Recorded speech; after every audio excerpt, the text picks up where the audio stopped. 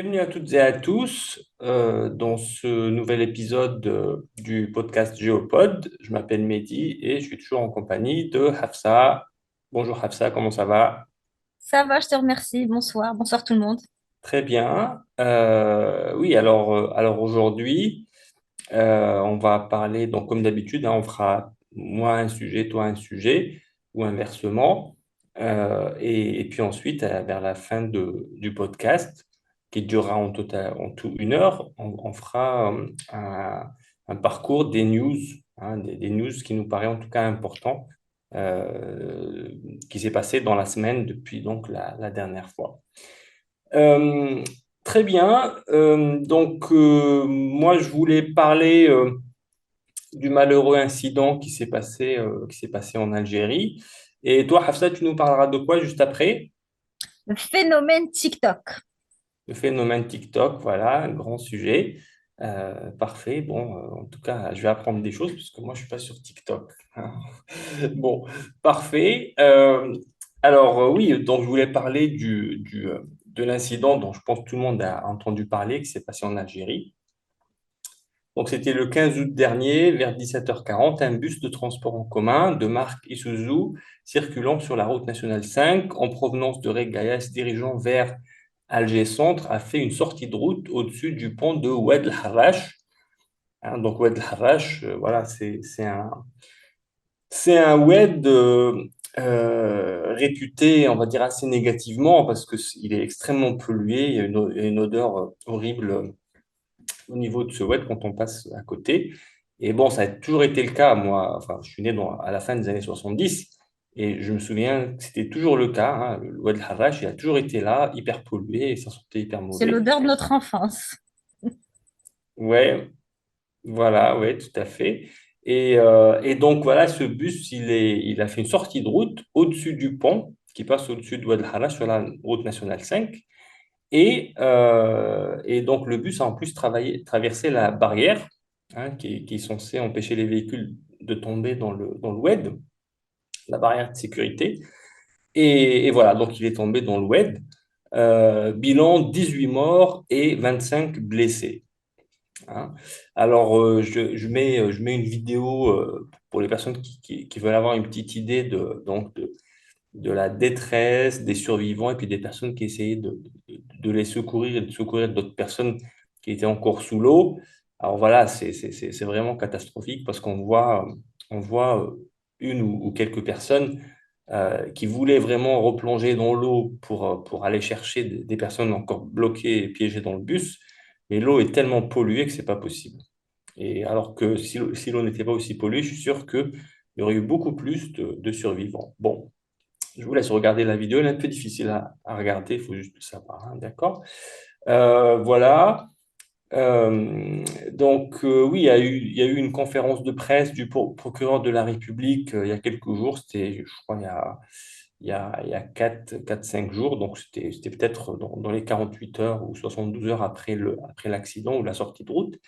Donc, c'est le procureur de la République de Dar el Beda alors j'ai regardé toute la conférence de presse, alors il n'a pas prononcé une seule fois le nom de l'Oued, Oued Harrach, ce qui en dit long, hein. Alors ceux parmi vous qui sont comme moi, qui regardent par exemple souvent les vidéos de Behavior Panel, donc c'est des experts en comportement, analyse de comportement, et ben en fait, un des experts, il dit qu'il faut toujours faire attention à ce qui n'est pas dit parce qu'il y a beaucoup d'importance qui est liée à ce qui n'est pas dit, hein. Donc là, en l'occurrence, ce qui n'est pas dit, c'est le nom de Oued Harrach.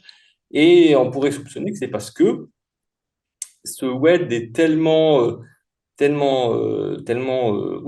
stigmatisé et reconnu, on va dire, pour son haut degré de pollution qui n'a jamais été résolu depuis des décennies, que voilà, il a sûrement voulu éviter en quelque sorte d'ajouter de l'huile sur le feu. Mais bon, c'est un peu ridicule au final parce que tout le monde sait qu'il s'agit bien de Oued el-Harrach. Bon. Voilà, donc il a dit plutôt l'oued reliant la commune de Mohammedia à la commune de Hussein-D. Bon. Alors, qu'est-ce qu'il a dit, le procureur de la République de Dar el Beda? Il a dit qu'il y a des personnes qui étaient placées en détention préventive. Donc, c'est le chauffeur du bus, le receveur, le contrôleur technique qui a donc fourni le certificat de contrôle technique du bus et le propriétaire du bus. Voilà. Et en plus, il a donné comme information que le bus était sous interdiction provisoire de circuler de la part de la direction des transports de la wilaya d'Alger. Bon, voilà. Le chauffeur, lui, est poursuivi pour homicide involontaire et blessure involontaire commis au moyen d'un véhicule de transport en commun et de mise en danger directe de la vie et de l'intégrité physique d'autrui par violation délibérée des obligations de prudence et de sécurité. Alors, c'est pas très, très clair pour quelles obligations et quelles violations. Mais bon, on peut soupçonner que c'est parce que il conduisait un bus qui était clairement en mauvais état. Euh, et puis aussi, notamment par exemple, le frein à main apparemment ne marchait pas, hein, apparemment. Mais il y avait plein de problèmes apparemment de maintenance et enfin, voilà, de défaillances qui attendaient d'arriver, hein. C'était une question de temps. Et puis aussi le fait que le bus était surchargé. Apparemment, il y avait 43 passagers du bus, hein, donc c'est sans compter le chauffeur et le receveur, on ne les compte pas. Sinon, au total, ça ferait 45. Donc 43 passagers. Il semblerait que ce soit au-dessus de la limite du bus, mais bon, je n'ai pas pu avoir l'information de quelle est la limite du bus. D'ailleurs, s'il y a des personnes qui connaissent ce modèle de bus Isuzu, et puis ça doit être écrit à l'intérieur, hein, la limite de passagers, vous pouvez le mettre dans les commentaires, hein, ça sera intéressant de le savoir. Et, et puis, voilà, donc il semblerait aussi que le chauffeur soit un fonctionnaire qui travaillait comme chauffeur le vendredi pour arrondir ses fins de mois, peut-être aussi pour nourrir sa famille, parce qu'on sait que la vie est très, très, très difficile en Algérie, hein. Donc voilà, je pense qu'il faut... L'inflation fait des ravages. Oui, oui, c'est très, très cher en Voilà, ce moment. voilà, donc les gens essaient de s'en sortir comme ils peuvent. Mhm. Voilà, en tout cas, on n'en sait pas trop, on n'en sait pas plus sur son volet personnel, familial, sachant qu'il peut y avoir des circonstances atténuantes. Mais là, on dirait qu'il y a un procès médiatique, politico-médiatique, qui est à charge. Donc voilà, enfin, en tout cas, je n'ai pas trouvé d'informations sur son volet familial, mais ça serait intéressant à savoir pour avoir une vision globale des choses. Le receveur est poursuivi pour homicide involontaire et mise en danger de la vie d'autrui. Lui aussi, probablement parce que il n'aurait rien fait pour limiter le nombre de passagers. Le contrôleur technique est poursuivi pour établissement délibéré d'un certificat comportant des faits matériellement inexacts sur l'état du véhicule. Voilà. Après, il y a des gens qui disent que les centres de contrôle technique, ils ont un matériel dépassé qui ne va pas forcément détecter certaines choses. Bon, après, il faudrait qu'il y ait une enquête sérieuse pour déterminer exactement les choses. Voilà. Et puis, le propriétaire du bus est accusé d'utilisation d'un procès-verbal de contrôle technique comportant des faits matériellement inexacts. Hein, donc, c'est le certificat de contrôle technique fourni par le contrôleur technique, mettant ainsi en danger la vie d'autrui. Voilà. En tout cas, bon, ça va être un peu difficile de démontrer qu'il l'a fait exprès. Hein. Est-ce qu'il savait que le bus était vraiment dangereux? Bon, voilà, tout ça, c'est difficile à démontrer, mais en tout cas, ça semble être la charge qui est portée contre lui, le propriétaire du bus. Voilà, donc ces 4 personnes sont mises en détention provisoire et l'enquête se poursuit d'après le procureur de la République de Darbeda. Et toujours d'après le procureur de la République, donc, comme je l'ai dit tout à l'heure, le bus n'était pas autorisé à circuler en raison d'une décision d'immobilisation temporaire par la direction des transports de la Avant métropole d'Alger. l'accident. Avant l'accident, oui, voilà. Donc déjà, il y a eu infraction de la part du chauffeur et du propriétaire. Oui, oui, mais bon, moi je demande à voir les documents parce que Ah, ils peuvent affirmer des choses, mais s'ils ne nous montrent pas les documents ou la décision, le ouais. document de la décision, ben voilà quoi. Mais bon, j'ai pas trouvé le document voilà, en faisant des recherches sur Internet, hein. Ensuite, on a l'Institut national de criminalistique et de criminologie de la gendarmerie nationale qui aurait réalisé une expertise mécanique complète et ses conclusions indiqueraient que la cause directe de l'accident était le blocage du système de direction ayant entraîné la perte de contrôle du véhicule. Plus précisément, ça serait une rotule donc au niveau d'une roue avant, qui aurait cassé, en tout cas qui serait bloqué ou quoi, et c'est ça qui aurait causé directement la sortie de route du bus. Mais le problème là aussi, c'est qu'on n'a pas de copie du rapport. En tout cas, je ne l'ai pas trouvé. Hein. Si quelqu'un sait où le trouver sur Internet, n'hésitez pas à mettre le lien dans les commentaires. Hein. Mais typiquement, ce genre de rapport, il faut les rendre publics, évidemment. C'est le b.a.-ba. Hein. Bon, très bien. Voilà, donc manque de transparence des autorités, c'est ce que je retiens surtout. Et par contre, il y a plus grave, hein, et ça permet peut-être de ressortir la vraie raison qui est derrière cet accident. Mais bien sûr, l'enquête le démontrera. Hein, il faut qu'il y ait une enquête sérieuse et avec un minimum de transparence, bien sûr. Donc, d'après un article d'Observe Algérie, je vais mettre le lien vers l'article dans la description de la vidéo. Donc, ils disent dans l'article, le conducteur du bus a expliqué que la direction du véhicule s'est brusquement bloquée, rendant toute tentative de contrôle impossible. Ce problème a conduit à la perte de maîtrise du véhicule exacerbée par la surcharge, hein, parce qu'il C'est y ça. aurait eu beaucoup plus de passagers qu'autorisés et que possible pour des raisons de sécurité dans ce type de bus. Voilà, donc la direction, il dit, hein, donc le chauffeur dit, la direction s'est bloquée, le bus a été surchargé, je ne sais combien de passagers exactement. J'ai essayé de sauver des passagers, mais je ne pouvais pas à cause de ma blessure. J'avais mal.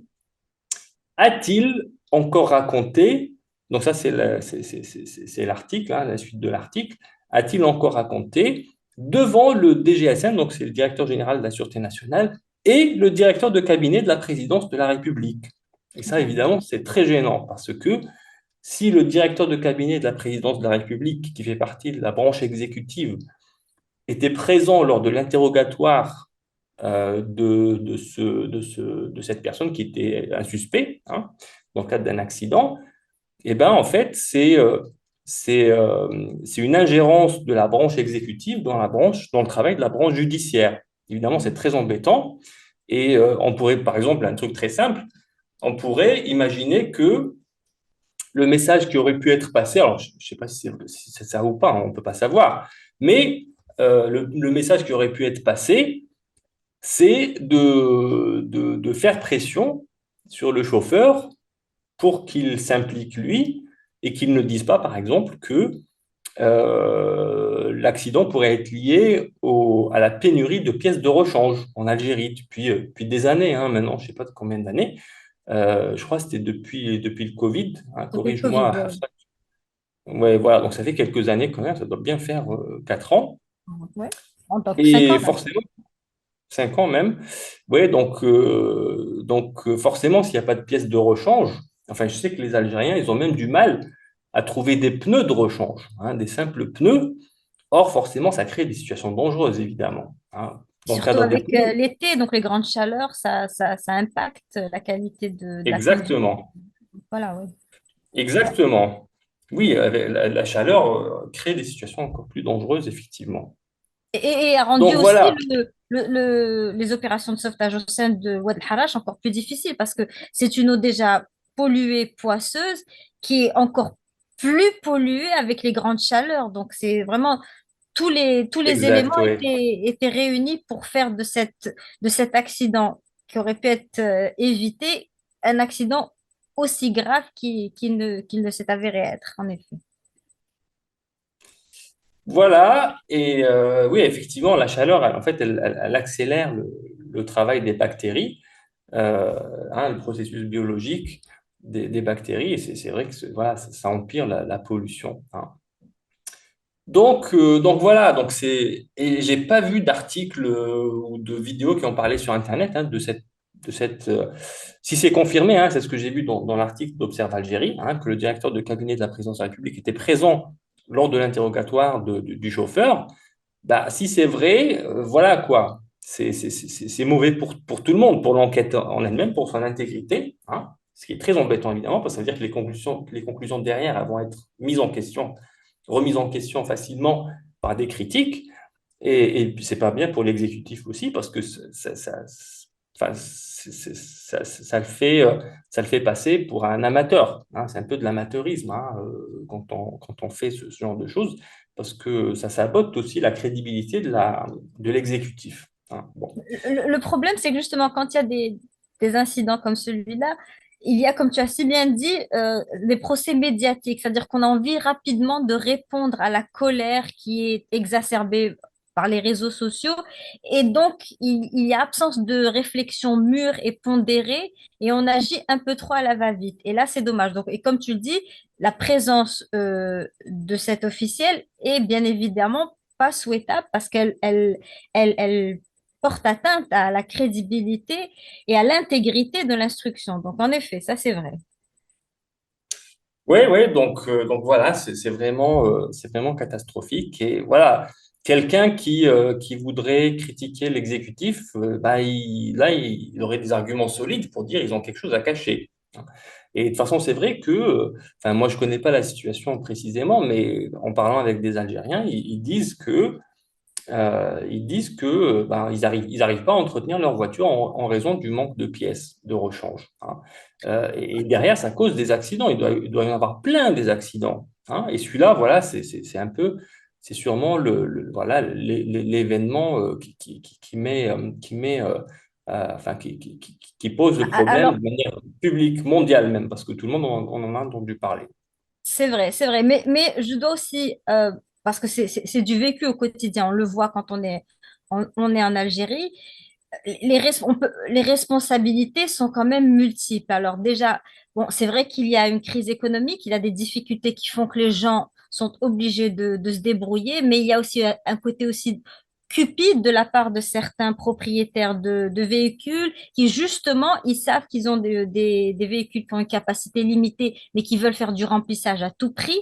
Donc, un véhicule qui a, par exemple, une capacité de 20 passagers, on va le bourrer avec 40 pourvu que ça fasse des tickets en plus, donc de la rentrée en plus. Donc, il y a déjà cela. Et il y a aussi, voilà, donc comment ça se passe en Algérie? C'est qu'on ne respecte pas des horaires. Donc, on s'arrête et on embarque et on attend que le bus se remplisse. Et donc, le chauffeur, il ne va démarrer que si le bus est vraiment rempli à craquer, parce que là, c'est le bénéfice total. C'est pas, on ne démarre pas à 0,5 parce que c'est prévu de démarrer à 0,5, même s'il y a un seul passager. On va démarrer que lorsque le bus est plein à craquer. Et donc, déjà, donc quand on rajoute, c'est vrai qu'il y a pénurie de pièces détachées, mais si on rajoute bus plein à craquer, irrespect des horaires, et aussi très souvent, il faut dire que les chauffeurs sont très souvent, pour avoir aussi vécu cela, ils sont pas ils prennent aucune précaution, vont vers des queues de poisson, ils vont doubler, ils vont faire des excès de vitesse alors qu'ils ont une responsabilité très importante parce qu'ils n'ont pas rien que eux, ils ne sont pas rien que eux seuls au volant. Donc, quand on met tous ces facteurs-là, et d'ailleurs, c'est très fréquent, malheureusement, les accidents justement de ce type en Algérie. Moi-même qui fais très souvent la route entre Alger et l'Ouest, j'en vois quasiment un aller sur deux. C'est dire un aller sur deux sur un tronçon d'à peu près 400 kilomètres. Donc, il y a problème. Et au lieu, justement, ce qui me dérange un peu dans ces affaires, c'est que on va jeter en pâture une ou deux personnes pour calmer l'opinion, mais on va pas gérer cela à long terme. Et je pense qu'à long terme, c'est justement revoir toute la gestion de ce service de transport. Oui, oui, et bon, de toute façon, oui, tu as raison de souligner la responsabilité de certains, en tout cas propriétaires de bus qui vont, oui, ils vont faire des économies, entre guillemets, sur l'entretien. Mais en fait, comme on dit, le poisson pourrit par la tête. Et quand un État, enfin, de manière flagrante, empêche les pièces de rechange d'entrer dans le pays, en fait, c'est un feu vert pour justement ceux qui veulent utiliser cet argument-là pour dire ah non, non, on ne peut pas réparer le bus parce qu'il n'y a pas de pièces. Là, en fait, ils ont le super argument pour aller encore plus loin dans le manque de maintenance de leur bus, hein, voilà, jusqu'à la catastrophe, hein. Donc voilà, il ne faut pas oublier que le poisson pourrit par la tête, hein, c'est souvent comme ça, c'est toujours comme ça. Et la responsabilité, enfin, c'est celle de l'État, hein. Et puis le peuple, ben, généralement, il suit, hein, il se calque Pour la plupart des gens, ils se calquent en fait sur leur leader. Hein. Bon. Donc voilà, donc c'est vraiment un drame. Et bon, comme c'est parti là, je pense pas qu'on aura le fin mot de l'histoire et la vérité sur les vraies causes, parce que ça démarre extrêmement mal, hein, en tout cas. Voilà, donc ça ressemble à une opération de cover-up, comme ils disent en anglais, hein, de dissimulation de la part du gouvernement. Et si c'est le cas, hein, je ne sais pas, hein, je ne suis pas dans la tête du gouvernement, je ne sais pas, mais si c'est le cas, ça serait vraiment dommage et dommageable pour l'État lui-même, comme je disais tout à l'heure. Hein. Voilà, et puis bon, certains blâment l'âge du bus en question, mais alors Rachid Nekez, il a fait une très bonne vidéo récemment pour montrer que en fait, on peut avoir des véhicules extrêmement anciens en circulation, qui sont en très bon état et qui sont sécurisés et tout. C'est une question d'entretien. Donc en fait, l'argument de l'âge des véhicules, en fait, c'est un argument fallacieux, c'est piégeux, hein, c'est fallacieux parce que ça ne parle pas du vrai problème. Le vrai problème, c'est la maintenance. Pour la maintenance, il faut voir Absolument. les pièces, il peut voir la compétence. Hein. Il faut avoir la pièce et la compétence. Hein. Et suffisamment de main-d'œuvre aussi, hein, compétente. Donc voilà, hein, vous pouvez aller regarder la vidéo, ben, je vais la mettre, hein, la vidéo de Rachid Nikaz. Hein. Il fait un très bon travail d'ailleurs. Et ben, lui, d'ailleurs, il n'est pas du domaine technique, moi je suis du domaine technique, mais lui, il n'est pas du domaine technique et pourtant, effectivement, enfin, il a tout à fait raison sur ce point. Hein. Bon. C'est vrai, ça me rappelle d'ailleurs les voitures à Cuba. Elles datent de l'époque de Batista, mais comme elles sont merveilleusement bien entretenues, donc elles roulent très très bien. En plus, c'est une source c'est une curiosité, des trucs touristiques qui attirent les touristes donc à Cuba. Et en plus, c'est un pays justement qui a été sous embargo et tout, donc il y a un tout. C'est pas à la limite, on se dirait des économies plus développées, enfin plus ouvertes plutôt ça permet, mais c'est vrai qu'il y a cette absence de maintenance. Et malheureusement, je vais juste rebondir sur ça, c'est que chez nous, en fait, le manque de maintenance se voit et est visible à l'œil nu dans l'entretien déjà de la propreté du véhicule. Moi, quand je vois les bus passer, ils sont en général de l'extérieur extrêmement sales, de l'intérieur, n'en parlons pas. Donc déjà, si un entretien qui est très facile en réalité, parce que nettoyer, ça nécessite aucune compétence technique. Si déjà à ce niveau-là, on n'arrive pas à assurer l'entretien de l'hygiène du véhicule, que dire de l'aspect plus technique et plus coûteux que celui de l'entretien technique. Et donc déjà à ce niveau-là, on devrait quand même s'assurer qu'il y a un minimum de respect par rapport au client et de respect par rapport voilà, à l'état du véhicule, déjà pour l'hygiène publique, pour les clients et qui, au final, se reflète sur l'état du véhicule et donc de sa dangerosité. Oui, oui, oui, oui, tout à fait. Et ça soulève un problème enfin, profond, vaste et profond. C'est le problème de la colonialité, hein, parce que les colonisés, ben, en fait, ils ont fini par absorber le message du colonisateur qui leur dit qu'ils ne valent rien. Hein. Et comme ils ont absorbé ce message qu'ils ne valent rien, eh ben, ça se traduit, par exemple, par ben, le non-respect de leur propre personne et de leurs semblables. Hein. Et c'est exactement ce qu'on voit. Hein. Donc, c'est vrai que les bus, ils vont même pas être nettoyés. Parlons même pas de maintenance. C'est vrai qu'un bus qui n'est pas nettoyé, oublions la maintenance qui coûte beaucoup plus cher qu'un simple nettoyage. Tout à fait. Alors, j'ai vu qu'il y avait des personnes qui demandaient, un peu comme ça se fait en Occident, la démission du ministre des Transports, comme ça se fait à l'étranger. Hein, voilà, on regarde ce qui se fait à l'étranger, hein, Toujours. pour Enfin, nous. étranger, ça veut dire Occident, hein, rappelons-le. Voilà, on en est président, voilà. C'est pas le Zimbabwe, hein.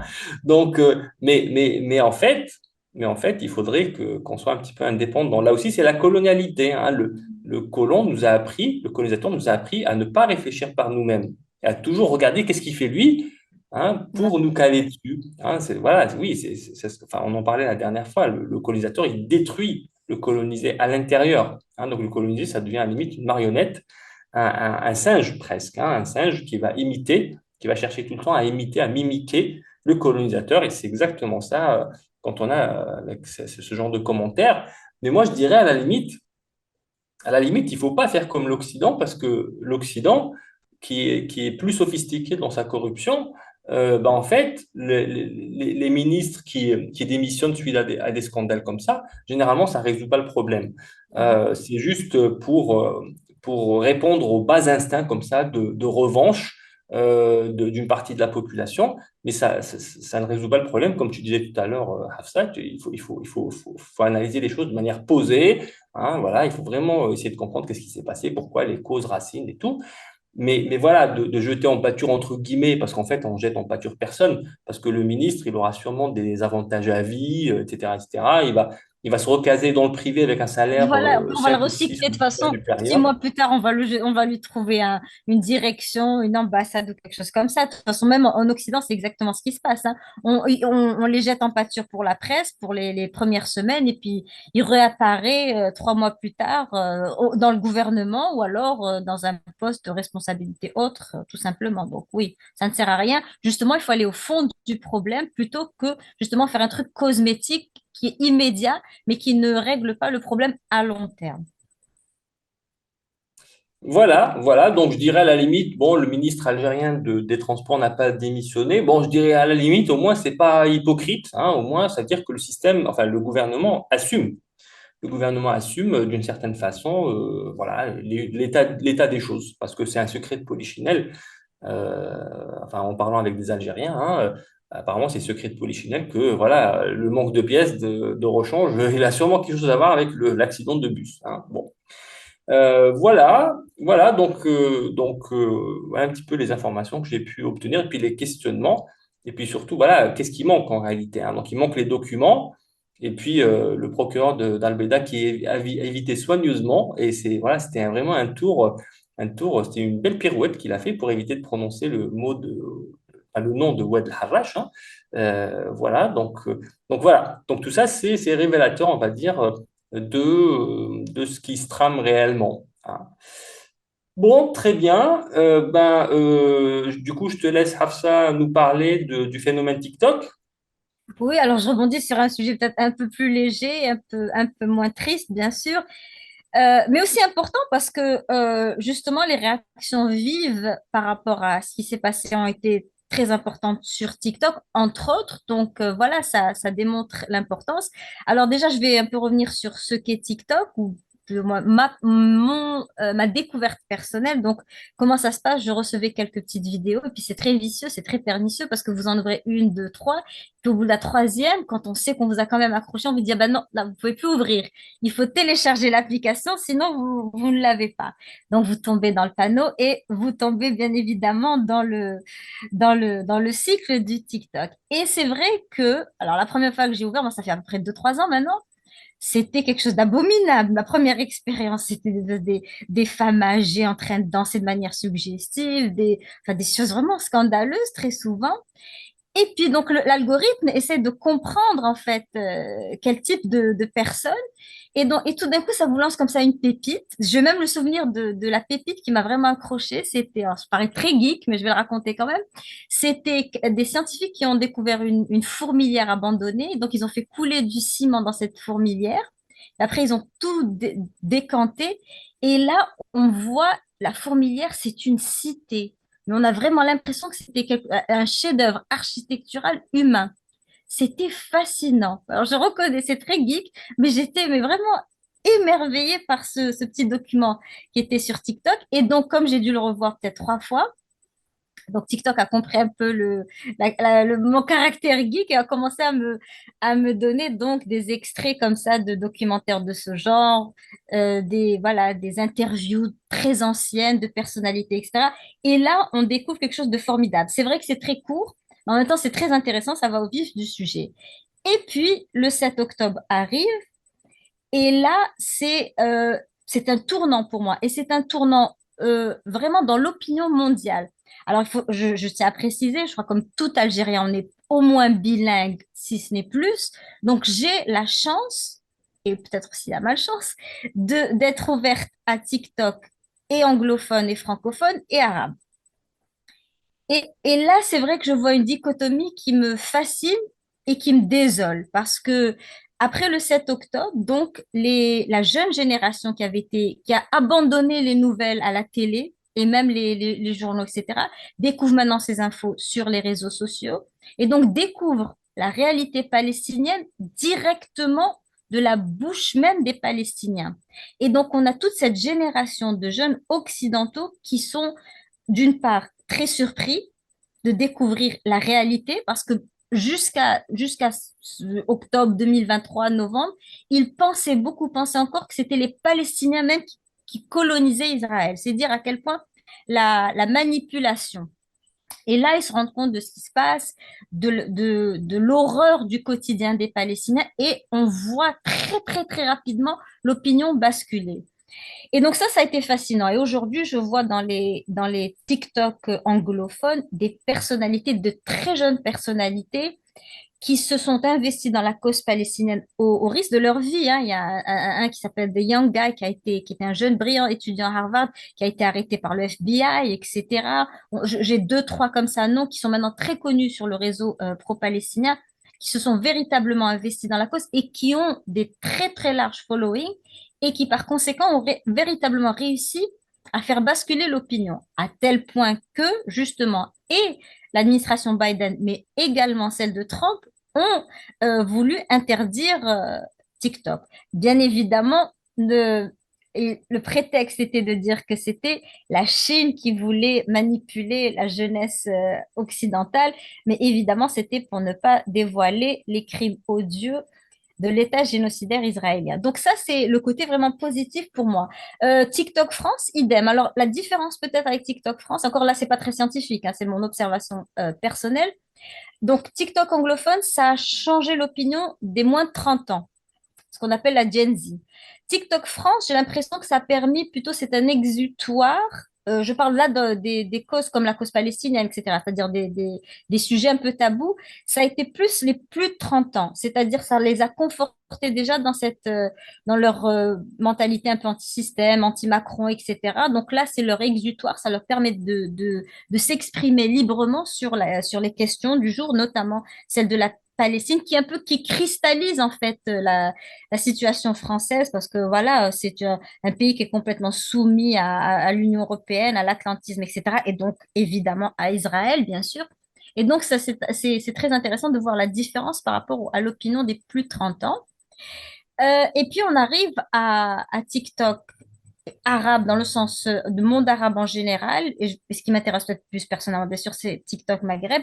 Et là, par contre, c'est effarant parce que si on voit TikTok Maroc-Algérie, c'est des clashs constants sur des chiffons et des casseroles, sur à qui appartient le kaftan, le kerekou, le tadji, le makrot, le griouchi, j'en passe. Et c'est des véritables guerres médiatiques. Ce sont des lives qui ont lieu pendant des heures et des heures le soir à s'étriper sur les sujets les plus ridicules. Et c'est véritablement désolant parce que d'un côté, j'observe le, comment on appelle ça, l'éveil politique de cette jeune génération et qui est vraiment impressionnant et qui fait plaisir à voir. Et en même temps, je suis témoin également de l'abrutissement de la jeune génération des miens. C'est véritablement tangible de voir à quel point. Et bon, bien évidemment, s'il y a un peu le climat politique qui fait que tout est un peu tendu, tout est tabou, etc. Donc, on se réfugie dans des contenus très souvent vulgaires, outranciers, etc. Parce que c'est le seul exutoire. Et ce qui m'étonne le plus, alors pour un pays, alors je parle de l'Algérie là surtout, puisqu'on a cette réputation non seulement d'être un pays quand même qui a toujours eu une conscience politique et anti-impérialiste très, très affirmée. Et puis, on est très, très fidèle à la cause palestinienne, on l'a toujours été. Mais il n'y a absolument rien de ce côté-là, du côté algérien, pour militer pour la cause palestinienne. Alors, certains me diront, oui, et c'est enfoncer une porte ouverte, c'est tellement évident qu'on est pro-palestinien, nous autres Algériens, qu'il n'y a pas lieu de faire ça. Oui, c'est vrai, mais il y a quand même toujours une prise de conscience et elle se traduit, parce que c'est du vécu ce que je raconte là. J'étais en Angleterre donc quand il y a eu le 7 octobre et puis je suis rentrée à Alger donc je crois fin novembre, début décembre. Je pensais comme ça bouillonnait très très rapidement ici en Angleterre. Donc je me suis dit, ah, Alger, ça doit être ouais, les drapeaux palestiniens partout, il doit y avoir vraiment un élan de solidarité. Et j'arrive rien du tout. Et dans les restaurants, on servait du coca partout. Et quand je disais je bois pas du coca, en raison du boycott, on me regardait d'un air, voilà, les ringardes, celle-là.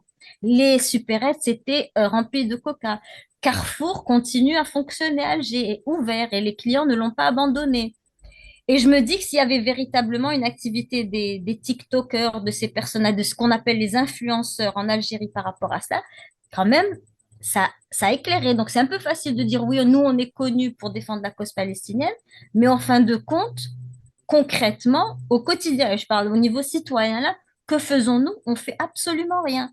Alors c'est vrai que politiquement, mais finalement on a placé la barre très très bas maintenant parce que bon, comme il y a tellement de pays arabes qui ont trahi la cause palestinienne, évidemment, et que nous l'avons pas fait heureusement, donc on se conforte un peu dans cela. Bah, de toute façon, nous on n'a pas normalisé, donc c'est bon. Notre rôle est accompli, mais ça devrait aller au-delà.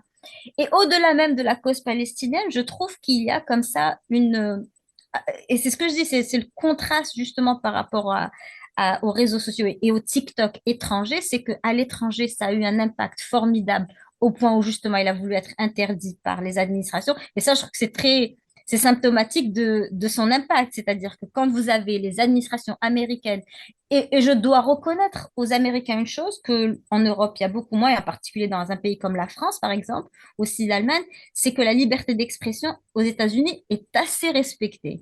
Elle est sacrée. Et donc, quand on en vient dans un pays comme les États-Unis à vouloir interdire un réseau comme TikTok, c'est que vraiment son impact est puissant. Et donc, je me dis, voilà, ce réseau qui a un impact, qui pourrait avoir un impact extrêmement positif, éveiller les consciences, encourager peut-être une vision différente, une lecture différente de faits, ça n'est pas le cas. Je ne vais pas dire pour la majorité des cas, mais il y a tellement d'éléments, il y a tellement de, d'exemples qui font que cet outil-là, qui est si bien utilisé ailleurs, est en fait utilisé à très mauvais escient au Maghreb, en fait. Voilà mon observation. Oui, oui.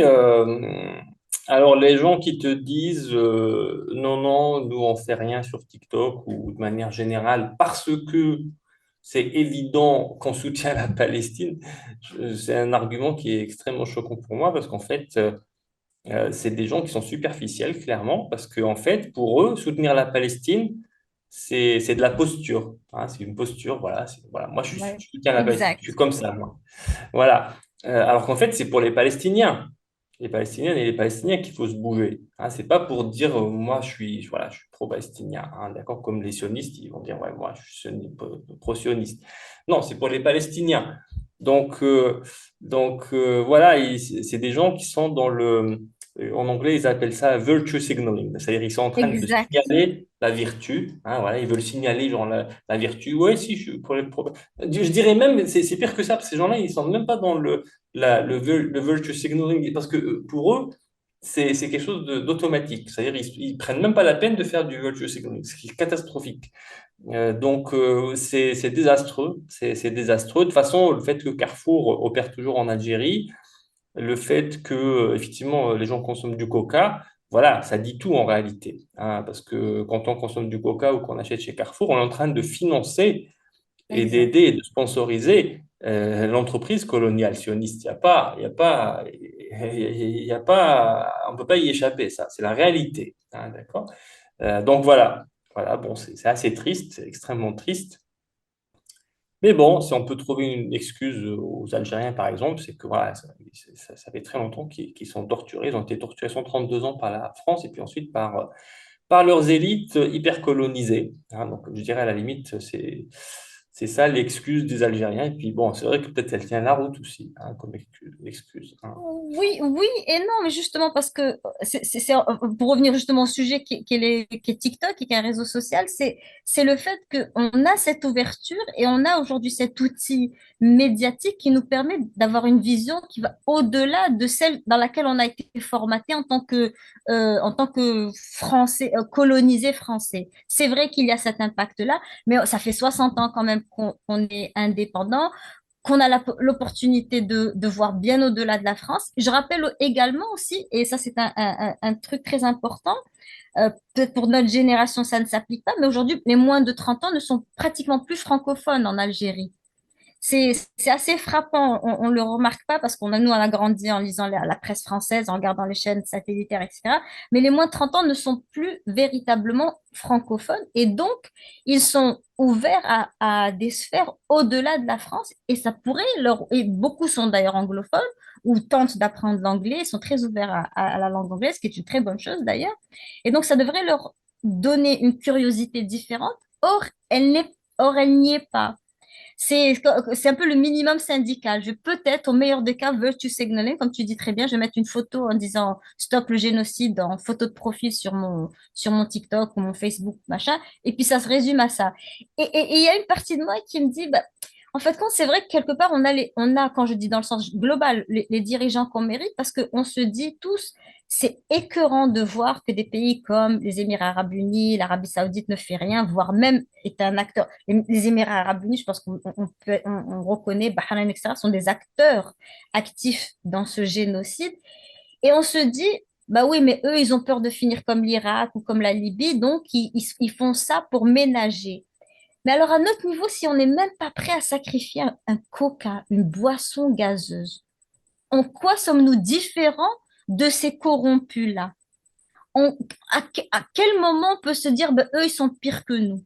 C'est-à-dire que chacun, à son niveau, a son degré de sacrifice. Évidemment que le prince ventripotent riche avec ses 10 Lamborghini, il risque gros. Mais si même une petite boisson gazeuse, c'est trop pour la sacrifier, finalement, on est du même acabit.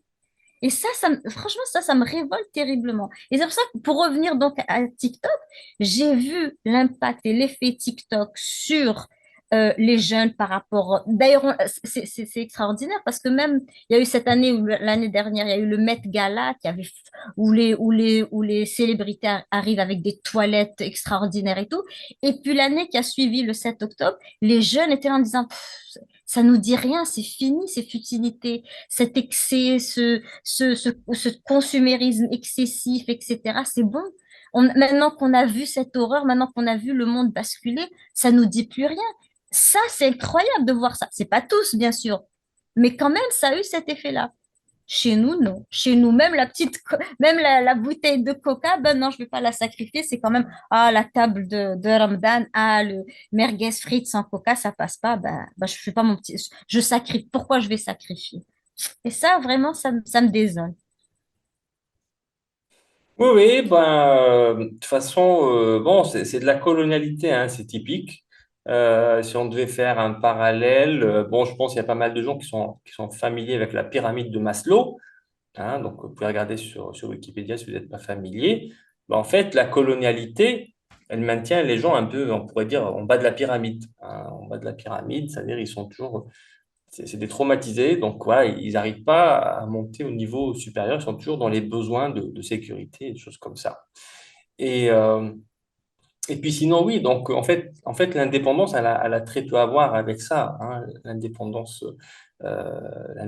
oui, officielle, on va dire, parce que la colonialité, justement, c'est ce qui reste, même quand Non. le colonisateur part, hein, Oui, d'accord? oui. C'est la colonialité. Hein, d'ailleurs, enfin, je vais mettre le lien là. J'avais interviewé l'excellente professeure d'histoire à l'université de Cergy, Lyselle Quiroz, qui explique ça magnifiquement. Donc voilà, j'invite les gens à voir cette interview-là pour bien comprendre la colonialité, puis pour avoir aussi comment dire, un aperçu historique des origines, en fait, de la colonisation moderne, hein, qui avait débuté à Abya Yala, hein, qu'on appelle Amérique, mais Amérique, c'est un terme à connotation coloniale, c'est pour ça que moi, je ne dis pas Amérique, hein, je dis Abya Yala. Bon, très bien. En tout cas, merci Hafsa pour ce sujet. Je pense qu'on en reparlera parce que oui, TikTok, enfin, c'est un des miroirs des différentes sociétés. Et oui, donc c'est intéressant de savoir comment différentes sociétés, comment dire, réagissent différemment enfin, oui, en voyant leur image dans ce miroir qui s'appelle TikTok. Hein. Très bien. Alors, on va passer aux news si tu veux, Hafsa. Est-ce que tu voulais nous parler de certains sujets particuliers? Je te laisse commencer. Bah, je viens de parler donc D'accord. longuement, donc tu reprends la Moi, relève.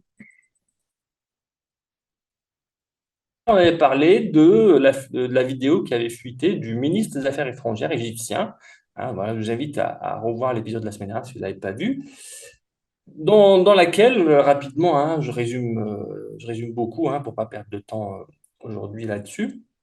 En fait, il disait grosso modo qu'il en avait marre d'Égyptiens qui protestaient dans des ambassades un peu partout dans le monde. Alors, il y a un jeune Égyptien qui avait commencé avec l'ambassade d'Égypte à La Haye, aux Pays-Bas. Euh, et en fait, il avait posé un cadenas pour fermer le portail de l'ambassade en disant, voilà, donc vous êtes complice de l'embargo et comment dire, du blocage de l'aide humanitaire pour les Gazaouis. Donc moi aussi, symboliquement, je vous coince, je vous enferme dans votre ambassade. Hein, c'est ce qu'il a fait ce jeune. Et voilà, donc ça a déclenché tout un tas de manifestations de ce type. Et voilà, donc il en avait marre, le ministre égyptien des Affaires étrangères. Il a fait une vidéo qui a fuité. Hein, il était en discussion avec, je crois, que c'était l'ambassadeur justement de l'ambassade à La Haye, qui était l'objet de cette première euh, action. Hein. C'est une action, c'est de l'action directe. Et en fait, voilà, le ministre des Affaires étrangères, il disait à son agent là, et en fait, je crois qu'il parlait à plusieurs personnes en même temps. Il leur disait ce que j'attends de vous, c'est que vous attrapiez ces gens-là, vous les traîniez à l'intérieur de l'ambassade, et puis vous les maltraitez, etc. Et puis il leur garantissait des récompenses s'ils faisaient ça, et puis des punitions s'ils ne faisaient pas ça. Hein. Et voilà, donc apparemment, des agents de la mission onusienne de l'Égypte à New York, hein, voilà, donc c'est des gens qui sont envoyés à l'ONU de la part de l'État égyptien, eh ben, ils ont fait exactement ça. Hein. Ils ont attrapé deux manifestants, deux jeunes qui sont deux frères d'ailleurs, un qui a 15 ans, l'autre qui est un peu plus âgé. Eh ben, ils les ont attrapés à l'extérieur de l'ambassade, ils ont traîné à l'intérieur de l'ambassade, ils ont commencé à les taper avec une chaîne et je crois un bâton. Hein. Voilà. Hein. Et puis ensuite, il y a la police new-yorkaise qui est arrivée, qui a arrêté les deux jeunes. Hein. Et leur papa, d'ailleurs, justement, il a fait une vidéo pour dire qu'il n'arrivait toujours pas à voir ses enfants. Donc là, on voit la complicité totale de l'État, enfin des États-Unis. Hein. Voilà, donc on voit, enfin, c'est quasiment lunaire que des gens ont suivi donc les instructions de ce ministre qui a paru complètement fou à toute personne normale. Et ben voilà, hein, donc on voit bien, Vraiment voyou crassé au sens mais propre du terme, hein. C'est-à-dire si vraiment ça. la définition, chercher la définition, je pense que là, elle y est. Incroyable. Voilà, exactement. Ouais, ouais, tout à fait. C'est un voyou. Mais c'est ça, les pauvres Égyptiens, ils vivent avec ce genre d'élite, entre guillemets, de dirigeants. Bon, voilà. Donc, une autre news. Alors, on a vu. Alors là, je disais aussi, je crois que c'est la semaine dernière, j'en avais parlé aussi avant, que la Russie faisait. Je crois que j'en ai parlé dans le premier épisode aussi, que comment dire, la défense ukrainienne s'effondrait devant l'avancée des Russes. Hein. Donc les Russes avancent très très vite. Et voilà, donc c'est la panique au niveau des Européens, hein, parce qu'eux, ils veulent absolument que la guerre continue, la guerre en Ukraine continue. Oui. Et si ça continue comme ça, en fait, puisque la Russie avance vite, bientôt elle va prendre tout le territoire ukrainien, donc ils ne savent plus quoi faire. Et ils ont besoin de leur papa, les États-Unis, qui lui a suffisamment d'armes pour faire peur à la Russie, en tout cas pense-t-il. Et donc ils sont allés, donc, alors il y a eu von der Leyen, hein, Macron, Meloni, le Premier ministre finlandais et le PDG de l'OTAN. Hein. Donc lui, voilà, il s'est attribué le poste de PDG de l'OTAN. C'est pas directeur de l'OTAN ou quoi, ou directeur général, c'est PDG, hein, voilà, CEO, qui s'appelle Mark Rutte. Ok. C'est un personnage clownesque qui a récemment appelé Trump, il l'appelait papa, il l'appelait daddy. Hein. Il y a une vidéo sur Internet, vous pouvez la retrouver facilement. Bon, voilà. Donc, ils se sont déplacés à Washington pour accompagner Zelensky. Hein. Donc, Zelensky, c'est un pro-fasciste. Hein. Ils sont entourés de fascistes. Et alors, voilà, c'est un comédien misérable. Hein. On se souvient tous avoir vu son numéro là où il jouait du piano Ouais. et lamentable. Et bon, on pourrait penser que c'est aussi un drogué, hein, vu ses mimiques. Et puis voilà, il a des drôles de mimiques à des moments pourtant qui devraient être assez cruciaux, où il devrait se tenir. Voilà, donc ils ont accompagné ce type-là. Et puis en plus, n'oubliez pas que c'est le président illégitime de l'Ukraine parce qu'il a annulé les élections il y a 2 ans. Hein. Donc voilà, bon, avec l'excuse de la guerre, mais en réalité, il aurait pu tenir les élections. Hein. Donc c'est un leader illégitime, hein, on pourrait dire c'est un dictateur en réalité, hein, d'accord, qui a pris le pouvoir de manière voilà, non constitutionnelle. Donc ils sont tous allés, ce petit groupe d'Hurluberlu, pour tenter d'influencer Trump pour qu'il ne fasse pas d'accord de cessez-le-feu avec Poutine. Hein. Ou plutôt ouais, qui pousse Poutine à un cessez-le-feu, mais un cessez-le-feu à l'avantage des Européens et de l'Ukraine. Hein. Parce qu'en fait, ce qu'ils ont peur qui va se passer, de toute façon c'est ça qui va se passer, inévitablement, c'est que s'il y a un accord de cessez-le-feu, donc il y aura un freeze, et puis la Russie, les territoires qu'elle a déjà pris, soit elle va les garder, ou alors elle va faire un swap, un échange entre des territoires qui l'intéressent, qu'elle n'a pas, et puis des territoires qu'elle a qui ne l'intéressent pas, et puis inversement pour l'Ukraine. Mais les Européens, ils veulent tout, ils veulent que la Russie, en gros, recule, hein, qu'elle reperde ce qu'elle a gagné pendant les derniers mois. Alors la Russie, elle a profité de la brève guerre entre l'Iran et Israël, qui a pas mal mobilisé les États-Unis. Elle a profité de ça pour avancer. Elle a raison. Elle avait raison, hein, d'accord? Donc voilà. Donc là, ils sont en panique totale. Alors la perspective, c'est quoi par rapport à cette situation? À mon avis, puisque la Russie, c'est elle qui a l'avantage du rapport de force sur le terrain. C'est elle qui avance. L'armée ukrainienne n'en peut plus. Alors, ils se sont bien battus, les Ukrainiens. C'est les Russes même qui le disent. Malheureusement, ils se sont bien battus pour une mauvaise cause. Hein, parce qu'à la base, Oui. ah ouais, voilà, la Russie, elle est intervenue pour défendre les Ukrainiens russes ethniques qui subissaient un nettoyage ethnique et un génocide, même on pourrait dire, hein, depuis 2014. Hein. Donc voilà, c'est légitime ce qu'elle faisait la Russie. Hein. Donc voilà, elle a l'avantage du rapport de force et c'est tant mieux. Et à chaque semaine, en fait, elle prend des positions, des nouvelles positions. Hein. Elle s'accapare un nouveau territoire, même stratégique. Hein. Et depuis récemment aussi, ce qu'elle aurait pu faire dès le début. C'est pour ça que hein, la Russie, ceux qui la critiquent, franchement, ils n'ont rien compris à ce qui se passe. Et puis, c'est injuste. Récemment, puisqu'elle a commencé à en avoir marre, elle a commencé à détruire des infrastructures d'énergie et puis aussi de routes, comme des ponts, hein, des ponts stratégiques des ponts qu'utilisaient par exemple les lanceurs de missiles qui attaquaient l'armée russe. Hein. C'est des lanceurs de missiles qui se déplacent. Donc, ils lancent les missiles et ensuite ils se déplacent très vite parce qu'en lançant les missiles, en fait, ils affichent leur position. Hein. Donc, ils sont obligés de se déplacer très vite parce que juste après, quelques minutes après, il y aura un retour de la part des Russes. Donc là, en coupant ces ponts là stratégiques, ça limite le mouvement de ces lanceurs de missiles et donc ça donne un avantage encore supplémentaire à la Russie. Puis les infrastructures d'énergie, voilà, n'en parlons pas. Hein. Sans énergie, pas possible de produire des armes. Et d'ailleurs, tout récemment, je crois que c'était hier, la Russie a quasiment bombardé une usine qui appartient aux États-Unis, hein, à une entreprise états-unienne, qui permettait à l'armée ukrainienne d'adapter des cartes électroniques qui ne sont pas produites en Ukraine, les adapter pour les utiliser dans l'armement ukrainien, utilisé contre la Russie. Hein. Donc là, cette usine elle a été explosée par les Russes. Hein. C'était hier ou avant-hier. Hein. Donc là aussi, c'est un énorme avantage stratégique. Voilà. Donc, je pense que Trump finira par craquer, en avoir marre de la pression des Européens, parce que ça sert à rien, parce que la Russie, de toute façon, elle avance et elle avance vite. Et il va pas, je pense pas qu'il va clasher, il va pas aller, il va pas faire une attaque frontale avec la Russie. Hein, c'est pas dans son intérêt. Et puis on voit bien qu'il a une affinité avec Poutine et c'est très bien. Hein, enfin Poutine, c'est quelqu'un de respectable. Moi, je pense pas que c'est un tyran ou quoi, parce que faudrait me le démontrer. Moi, j'ai pas vu de preuve, donc voilà. Hein.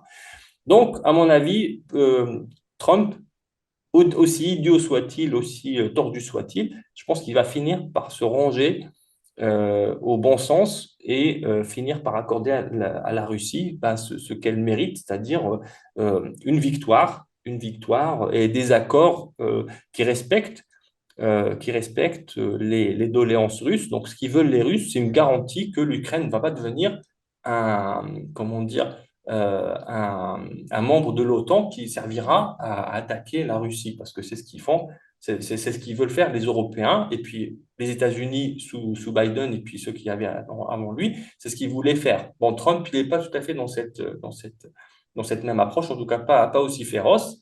Et, et n'oublions pas, hein, fait très important pour montrer à quel point les Européens, dans ce cas particulier, mais même de manière générale, il faut jamais faire d'accord avec eux. Il faut jamais faire d'accord avec eux. Chacun ne se Oui, souvient pas que François Hollande et Angela Merkel, ils ont tous les deux dit dans des interviews publiques, hein, dans des vidéos, ils ont dit que les accords de Minsk, donc ça c'était les premiers accords après le début comment dire, des après attaques sur le 2014, Donbass. voilà, après les bombardements du Donbass par le gouvernement ukrainien. Donc voilà, ils ont essayé de trouver un accord, deux accords même, hein. Le premier, bon, ça n'a pas marché, on en fait un deuxième, donc c'est les accords de Minsk, un et 2. Et ben, en fait, Angela Merkel et François Hollande ont tous les deux dit que les accords de Minsk servaient en réalité à réarmer l'Ukraine pour lui permettre de réattaquer la Russie avec un avantage. Voilà un excellent exemple de la bonne foi des Occidentaux. Voilà, c'est pour ça qu'il faut jamais, jamais, jamais faire d'accord avec les Occidentaux. Ceux qui pensent qu'on peut faire un accord avec les Occidentaux, ils n'ont rien compris à l'histoire. Et d'ailleurs, même Poutine, l'année dernière, je me souviens, il a dit, alors je ne me souviens plus s'il a dit je me suis trompé ou on s'est trompé, nous, la Russie. Mais en tout cas, il l'a dit vis-à-vis des Occidentaux. Hein, il a dit on pensait pouvoir arriver à des accords avec eux, mais en fait, non. Donc là, l'attitude naïve de la Russie, c'est fini, c'est terminé.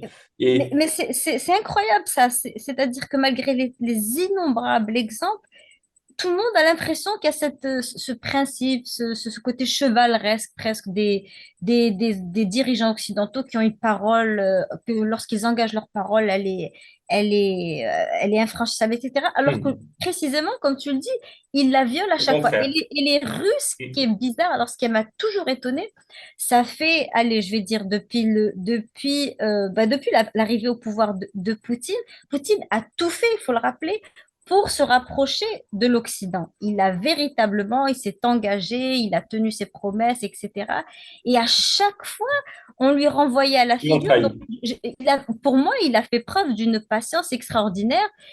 Je pense que c'est culturellement, ça doit être ancré dans cette espèce d'idée que après tout, c'est l'Occident chrétien et donc il y a une solidarité qui mérite d'être respectée. Ça doit être ça. De toute façon, c'est ce qui aussi explique qu'au début de la guerre avec l'Ukraine, il y a eu quand même une certaine retenue parce que je pense que si la Russie avait été véritablement à fond, les dégâts auraient été beaucoup plus importants sur l'Ukraine. Il faut rappeler que ce sont deux peuples qui sont très similaires, frères pratiquement, et donc on sent qu'il y avait une volonté de la part de Poutine vraiment de se retenir.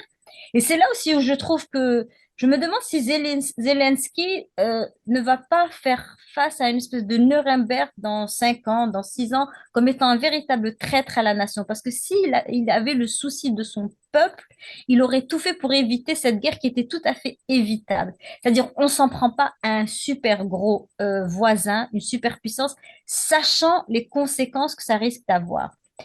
D'autant que cette guerre, elle pouvait être évitée. Il y avait vraiment, il s'est laissé entraîner, il est rentré dans cette espèce de frénésie de guerre avec la Russie et bien sûr chauffé à blanc, surtout dans les premiers temps, parce que l'opinion européenne a été complètement mise au service de cette guerre en le présentant comme ce héros épique, etc. Et Poutine, le tyran méchant qui sortait de nulle part. Donc, il a été pris un peu dans cette frénésie et malheureusement, il a engagé tout un pays, tout son peuple dans cette folie meurtrière.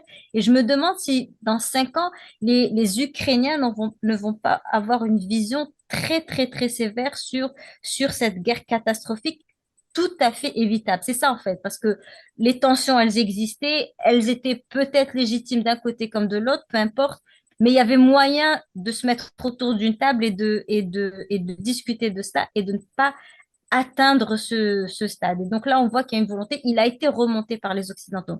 Maintenant, ce que je ne comprends pas en revanche, c'est pourquoi les Européens, les dirigeants européens veulent continuer à tout prix, sachant qu'aujourd'hui, justement, la propagande des premiers temps ne marche plus. Parce que c'est vrai que lorsque cette guerre a commencé en 2022, la propagande s'est mise complètement au service donc de l'Ukraine, etc. Et tout le monde était pour, on applaudissait les drapeaux ukrainiens partout, c'était vraiment la cause du jour. Mais aujourd'hui, les opinions changent terriblement. D'abord, ils ont déchanté. D'abord, ils ont vu aussi que ça a crevé leur budget. D'abord, je regardais justement un TikTok aujourd'hui qui disait que l'argent que la France a donné à l'Ukraine, c'était l'équivalent, je crois, de 14 hôpitaux, quelque chose comme ça, ou voire plus. Donc, quand on voit d'ailleurs l'état des hôpitaux dans les pays européens, etc., sachant tout cet argent qui a été engagé dans une guerre inutile, il y a un réveil. Donc, qu'est-ce qui les pousse à continuer? Moi, j'arrive pas à comprendre. Ben, en fait, ça me semble assez évident. Ils sont dans la même position que Netanyahou. Donc, Zelensky, Macron, von der Leyen, ils sont dans la même position que Netanyahou, à des degrés différents. Hein, à des degrés différents. Zelensky, il est quasiment comme Netanyahou. Hein, c'est-à-dire, Zelensky, oui, pour Zelensky, absolument. Sans si guerre, la il n'est guerre plus rien. voilà, C'est si tout la à guerre fait juste. s'arrête, il va être jugé et comme tu dis, ouais, les Ukrainiens, ils vont lui faire payer. Parce que là, il faut pas oublier qu'il y a probablement un demi-million d'Ukrainiens qui ont été tués. Hein. Et la grande majorité, très probablement, hein, mais voilà, quand les choses vont se décompter, on aura les témoignages. Les Ukrainiens, dans leur majorité, très probablement, ils n'avaient pas envie d'aller se battre. Hein, d'accord? On sait qu'il y en a beaucoup qui ont été envoyés de force. Hein. Donc, quand la guerre s'arrêtera, oui, Zelensky, il va sûrement aller. Je sais qu'il a une énorme villa à Miami, donc il va aller se réfugier là-bas, c'est sûr. Et puis, Macron et von der Leyen, donc c'est à des degrés beaucoup moins graves, mais eux aussi, ils ont besoin d'occuper la galerie parce que ils sont en train en même temps de conduire une politique désastreuse, von der Leyen au niveau de l'UE, Macron au niveau de la France, qui est en train de couler les pays, enfin l'UE et puis la France, respectivement, mais aussi ils ont aussi besoin de continuer à démolir, à piller les gens, en fait. Hein. C'est un transfert de richesse de la majorité vers un tout petit groupe de personnes, donc c'est les oligarques, hein, la grande bourgeoisie. Ils veulent continuer à faire ce travail-là. Et pour faire ça, pour faire les poches aux gens et puis leur enlever leurs droits aussi, hein, d'accord? Macron, il a démoli le droit du travail en France.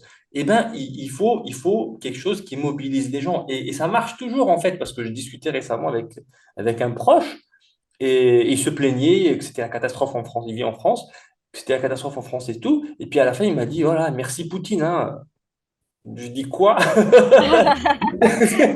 Donc, le formatage, tous j'adore. ces malheurs, tous ces malheurs économiques, etc., c'est Poutine. Je lui dis, Ah, mais ça n'a j'adore. rien à voir. Ça n'a rien à voir. Mais bon, enfin, je lui ai expliqué rapidement, mais ça sert à acheter que ça servait à rien. Hein, il est trop bouché, le pauvre.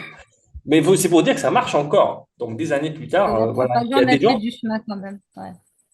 c'est des gens qui regardent BFM TV et c'est news toute la journée. C'est ça leur source d'information.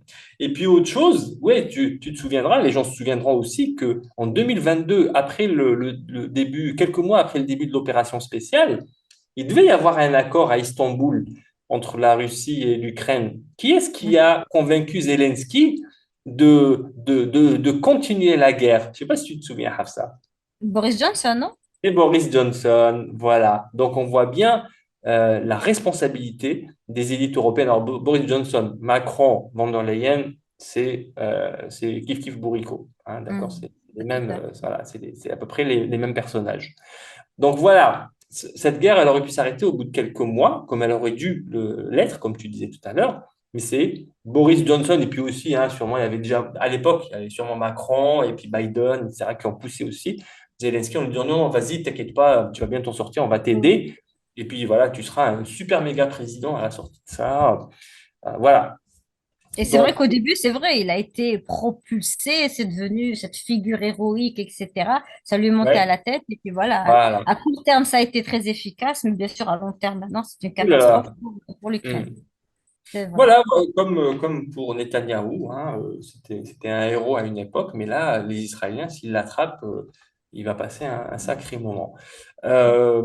Voilà, et sinon, oui, alors, quand même, moi aussi j'ai une touche légère, moi aussi j'ai une touche légère, hein, il n'y a pas que toi, Hafsa, avec Ah, ok. ton- ton truc sur TikTok.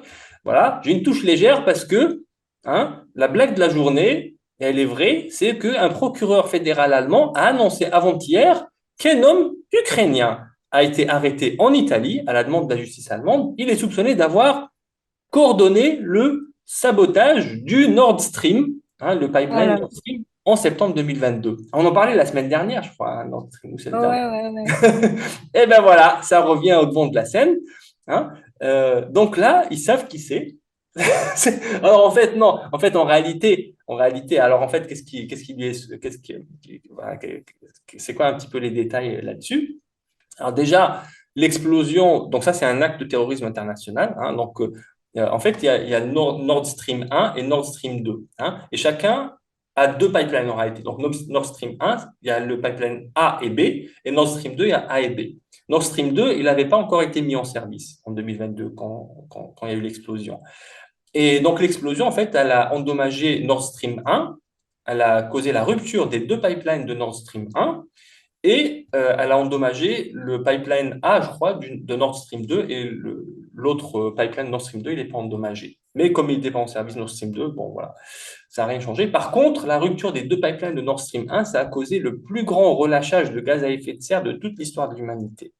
Donc celui qui a causé cet acte de terrorisme international, voilà, il est Il est aussi connu. auteur d'un écocide gigantesque. Bon, voilà, ça c'est pour la petite parenthèse. Et oui, donc l'Italie a confirmé que le suspect sera extradé vers l'Allemagne et les autorités allemandes affirment qu'il aurait agi avec deux ou trois autres personnes, des plongeurs, et que très probablement le groupe agissait. C'est pour ça que quand même, euh, heureusement qu'il y a un petit peu de bon sens dans cette blague, que le groupe agissait probablement pour le compte d'une entité étatique. Ah, ouf, parce que Ok, quand parce que même, quand franchement, même, quand parce même. que franchement, une bande de zozos. Donc apparemment, ils ont loué un bateau, un yacht. Ils ont loué un yacht. C'est avec un yacht qu'ils auraient fait cet acte de terrorisme international.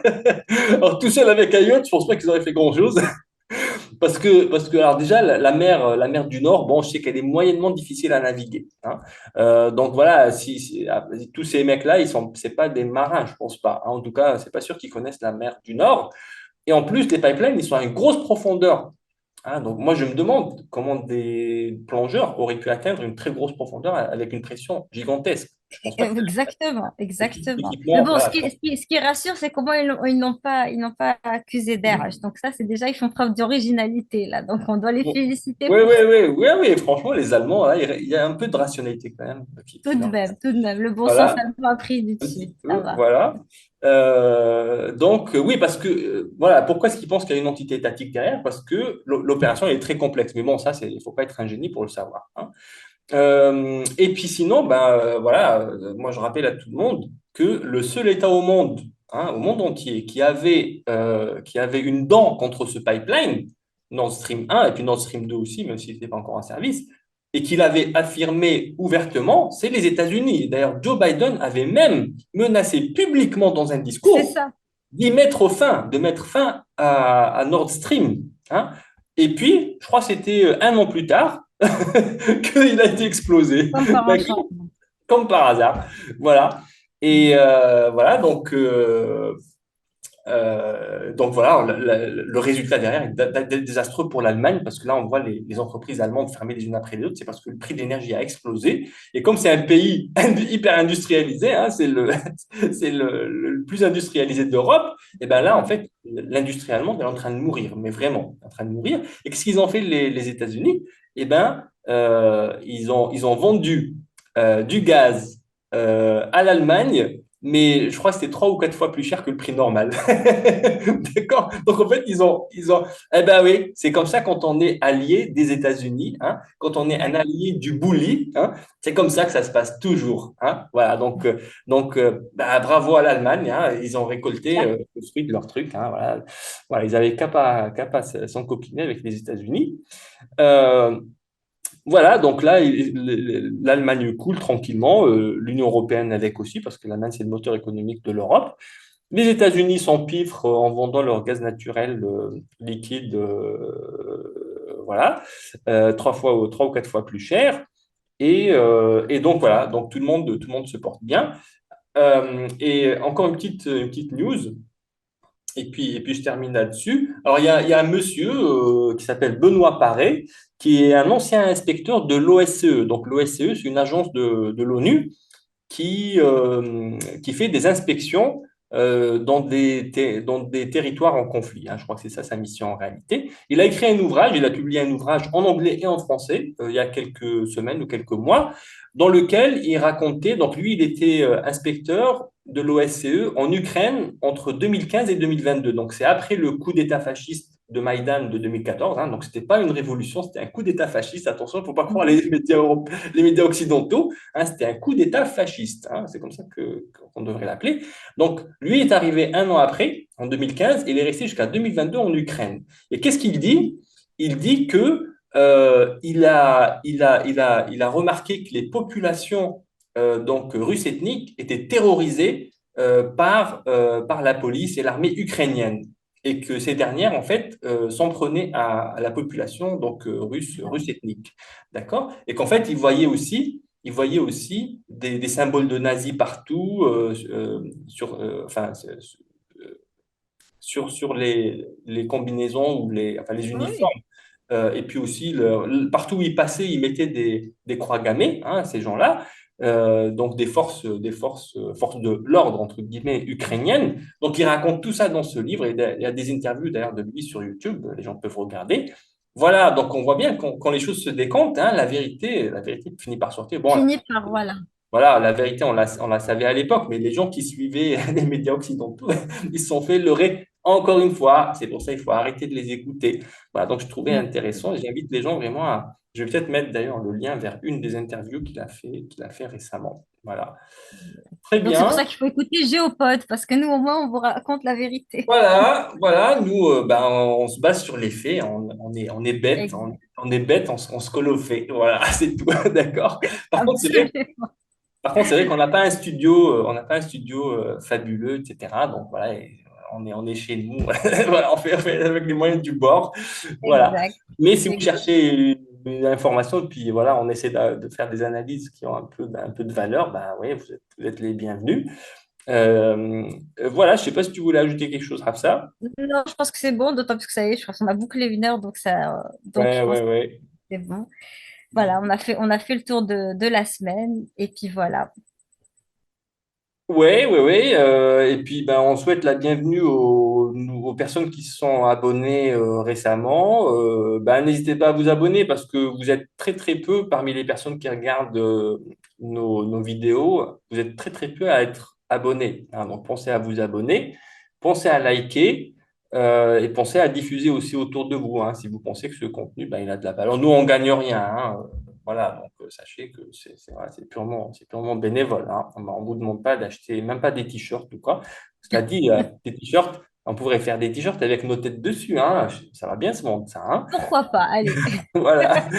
Bon, très bien. Blague à part, eh bien, merci Hafsa hein, pour tes éclairages. Et puis, ben, on vous dit à toutes et à tous, à dans une semaine. Allez, au revoir.